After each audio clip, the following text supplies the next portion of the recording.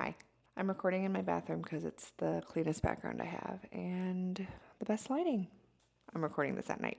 Thank you for all the love on my divorce video. It was really nice. I got a lot of good comments.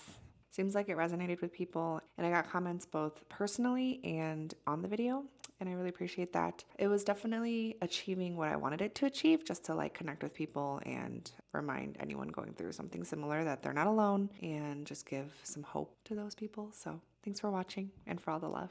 I got a comment on it that I wanted to respond to. It was a question about red flags and stuff. You mentioned that there were some minor red flags prior to marriage. Do you mind sharing what they were so if we were about to get married, we can be on the lookout for those red flags? Also, how did you know that Daniel was the right one for you to marry? Was there no red flags with Daniel?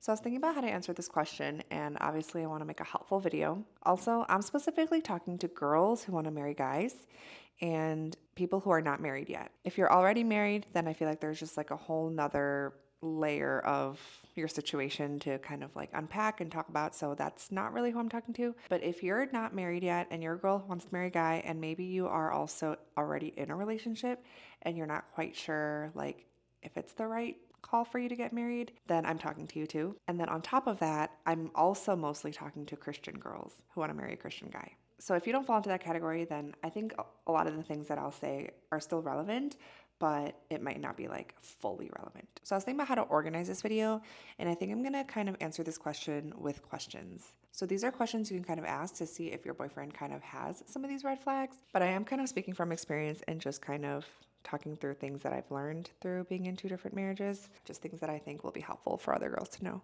Okay, so the first question that you could ask to determine if this is kind of a red flag is, does he have a good reputation among the people that know him? I think reputation really matters. And obviously, I'm not saying that if he doesn't have the best reputation, that you should just completely cut him off and not even consider marrying him or not consider dating him or whatever. But I do think that us girls, especially like Christian Asian girls, we kind of have this complex where we think that like nobody else knows our boyfriend like we do, and we have all these reasons. And again, this is not specific to Asian Christian girls, but I do think that Asian Christian girls do kind of experience this a lot. But as an Asian Christian girl, I know that I did this, and I know that like a lot of my friends were kind of like this too. We just have this like thing where we don't really consider the reputation that much because we think that we know our boyfriend way better than other people do. And we do, of course, because we are in a relationship with them.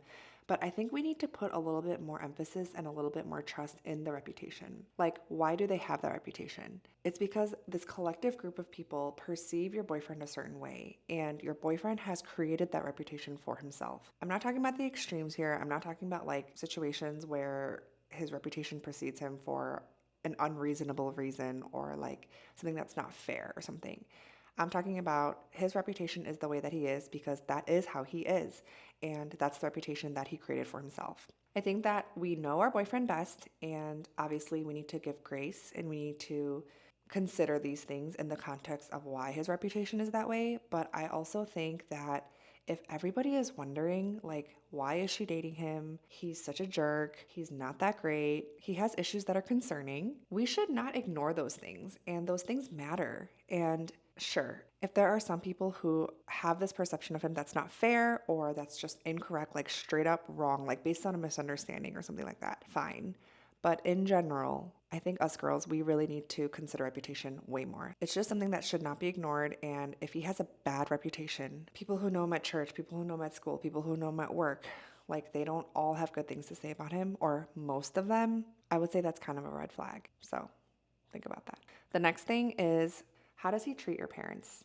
If you don't have parents or you don't have a good relationship with your parents, first of all, I'm so sorry about that. That must be so incredibly hard. I think if that is the case and you don't have a good relationship with your parents, I think even more so, how does he treat your parents? Or what does he say about your parents? If he just keeps talking crap or treats them like crap, that's a red flag. Especially if your parents are good people and you love your parents and there's this constant like push and pull between you and your parents and your boyfriend, and you're not happy with the way he treats them and you feel like you're in the middle of them and like family functions are stressful for you because of the way that he might treat them and he is straight up rude to them or he's straight up disrespectful to them. Oh girl, that is not good, and that's not going to change. Again, with all of these things that I'm saying, I know that there are a million and one different situations. So you know your family best, you know your boyfriend best, but if you are stuck in this awkward, tough place where you are just stressed because your boyfriend just doesn't treat your parents well and they haven't done anything wrong, they're just different, or you know that they can be frustrating, or you know that they can come off a certain way, but you know their heart and you know their intention and you love your parents, but your boyfriend just doesn't get it and he doesn't even try, or he just doesn't respect them, that is a huge red flag. I'm so thankful that Daniel is so, so good to them. Our family is going through some things right now, with my dad specifically, and just the things that Daniel has said and done to care for him and for my family and just for my parents. It's just so incredible, the difference between somebody who loves your parents because you love your parents and because they're now his in-laws, and really putting into practice the verse of honoring your father and mother, like even if they're not his biological parents. It is just so not worth it to marry somebody who's going to treat your parents like crap. I know there are cultural differences. I know there are language barriers. I know there are family dynamics that are just different. Like there are just so many different factors, and I know that and I understand that. But if your boyfriend is not respectful to your parents, what makes you think he's just a respectful person in general? Like it's just, yeah, I would just really not recommend that. Okay, the third one is, do you feel comfortable bringing up anything to him? Do you have to walk on eggshells when you have something that you want to talk to him about? Does it take you like 36 hours of building up the courage to bring something up to him because he said something that bothered you the other day, or he's doing something that you're not liking? If it's hard work for you to bring something up to him because he's going to react a certain way, that's a red flag. I'm not talking to girls about like if you're non-confrontational and you don't like conflict, then that's a red flag on your boyfriend. That's something you need to work on, and you need to work on being more assertive and setting up your boundaries and expressing your concerns and those kinds of things. Those are things that we need to work on. Things that I really needed to work on, and I will fully admit that and own that. But there's such a difference between feeling uncomfortable about bringing something up to somebody because they're going to react a certain way versus you're just uncomfortable because like you just don't like conflict. If you can't freely and safely talk to your boyfriend about anything, especially if it's something that he did that upset you, that's kind of a red flag. And again, I'm not putting all the ownership on your boyfriend. You need to work on stuff. You need to figure out like why this thing is upsetting you. And if this is like the 10th time that you're upset by something that you guys have already worked on and it's like a you problem, then you need to figure that out. So I'm not saying you need to only date people who are just going to like cater to you 24/7. That's not appropriate. That's not what I'm saying.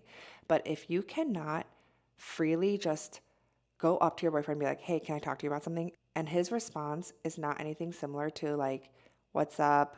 Oh, what's wrong? How can I help? Like that kind of tone and vibe, that is not going to get better in marriage. It's going to be really hard when you are stressed and when you're tired, when you have kids, when you're married, and there are just like so many more things that come up for you guys because you're just married now.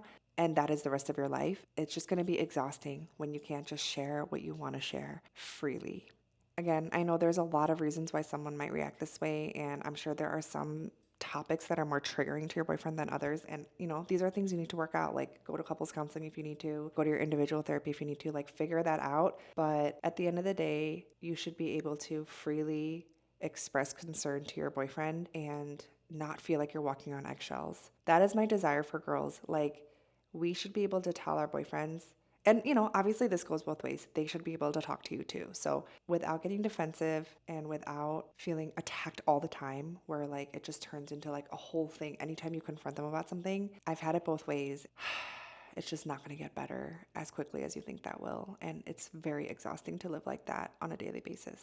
Okay, the last question that I'll include in here. Are you aligned in your core values? I know that I said I'm mostly talking to girls who want to marry guys who are Christian, but for those of you who are not Christian, if you're dating somebody, at least ask yourself if you have the same core values. If you don't, on what basis are you going to be able to resolve conflict or raise children together? Imagine how stressful that would be, that like your husband is reading your child a book at night and you are listening to their conversation and your child asks him a question and his answer is something you do not agree with. Personally, that would be so hard for me. Like, I can't even imagine living like that with kids. I'll probably make another video at some point talking about how the best decision my ex and I ever made was to not have kids together. That's a whole nother topic, but I just can't even imagine being married to somebody where our values are not the same and raising kids together. If you don't want kids, then that eliminates that part of it, but your core values need to be the same. That's the basis on which you're going to fall back on when things get hard or when you have conflict or even in the good times. It's when your hearts are aligned, the joy that you feel every single day, I would say, is just so much deeper than when you are fighting for that alignment first and then getting to live life together. Like when that alignment is just already established, it just makes things so much easier and so much better. I really, really wish that for you. Find someone that has the same beliefs as you, the same core values, the same things that are important to them. Those are kind of my thoughts based on my experience. Obviously, I could talk more about this, but I sent Daniel a video the other day that had these questions that I really liked, and so I'll just read these questions too. This is from Instagram, so, take it with a grain of salt. But I did like these questions on determining if your partner is a good fit for you. 5 questions to ask yourself if you're unsure about your relationship. If someone told you you're a lot like your partner, would this be a compliment to you? I think that's a really good one. Are you truly fulfilled or just less lonely? Are you able to be unapologetically yourself? So that's kind of like the free thing. Like, are you free to bring up anything to your boyfriend? Or do you need to show up differently to please your partner? Are you in love with who your partner is right now as a whole? Or are you only in love with their good side, their potential, or the idea of them? Like, I think a lot of us girls, we see the potential in these guys that we don't fully like right now, but we can like see all this potential in them. And that's what we're banking on. And I just would not recommend that. Would you want your future or imagined child to date someone like your partner? That's a good one too. Okay, the last part of this question was about Daniel. How did I know he was the right one to marry? Were there no red flags with him? This is a whole nother video. Just to quickly answer, no, there were no red flags with Daniel. I'll just give you a sneak peek. Daniel was my first boyfriend in junior high. That's how I knew him technically. Because of that, we've known each other for a really long time, but we didn't really keep in touch. We saw each other like once a year at like a friend's wedding or something. So by the time we became adults, I didn't really know him that well, but we had so many mutual friends. And so I was able to ask them about his reputation and just kind of asking around like, is he a good guy? What's he like? What's he actually like? Et cetera, et cetera. Great reputation, great solid guy friends, loves his family, treats my parents so well. Like I said, definitely the same core values, and I feel so comfortable with him. Like I can go up to him and tell him anything that I want at any moment. This is not to say that we never fight or that we never have conflict. Obviously, he's a human being with feelings, and so things don't always go over that well, but I can honestly say that I feel so safe with him to be able to bring up anything to him, and I know that it's going to be okay. The reason that I married him was because, well, there's a lot of reasons I married him, but I guess to put it simply, he tells me all the time that I'm his number 2 because God is his number 1. I am not his number 1 priority. Our kids are not his number 1 priority. His relationship with the Lord is his number 1 priority. And as unromantic as that sounds, that I'm his number 2, and he tells me all the time. That is why I married him, and that is why I know it's going to be okay.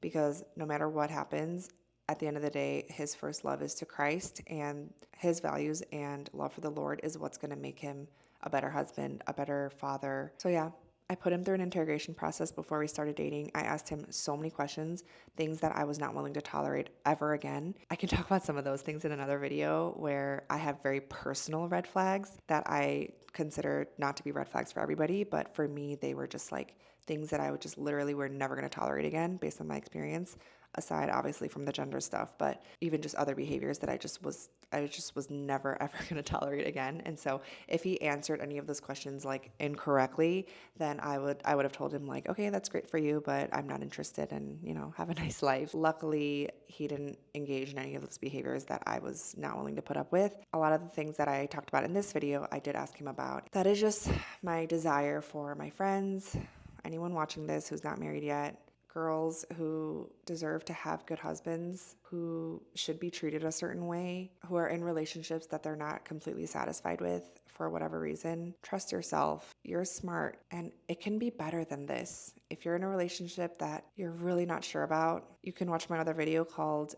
The Rest of Your Life is a Really Long Time. It really, really is. And it's really hard when you marry the wrong person. I know it's not easy. I'm also not guaranteeing that because obviously I don't know what God's plan is for you, but I do know that if you're going to marry somebody where you're not going to get to love God together in a thriving, fulfilling way, it's going to be really freaking hard.